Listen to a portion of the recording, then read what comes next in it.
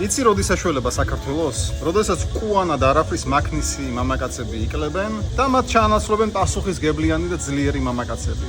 ვინც იცის რასაც აკეთებს, ვინც არ წუწუნებს, ვინც არ აბრალებს თავის პრობლემებს სხვას, სცემს თავის ოჯახს პატივს, დროს უთმობს, გამოიმუშავებს საკმარის თანხას, რომ შეინარჩუნოს თავისი პრიორიტეტები, თავისი პრინციპები, ოჯახი არ ამყოფინოს ფინანსურ სტრესში.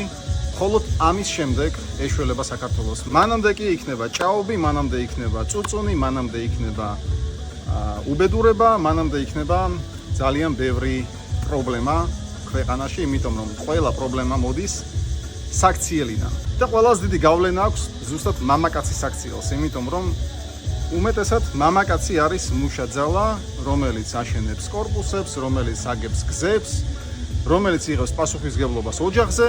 და მანამდე სანამ ის არ გახდება ძლიერი, ვერც ძლიერი ქვეყანა ვერ აშენდება. იმის ნაცვლად რომ საკუთარ თავს მიხედოს, წერს მერე hate კომენტარებს ეს მამაკაცი და ამით რა თქმა უნდა არაფერი არ იცვლება მის ცხოვრებაში და არც ქვეყანაში. ამიტომაც ჯერ მიხედე საკუთარ თავს, საკუთარ საქციელს და მერე გადააბრალე რამე სხვას.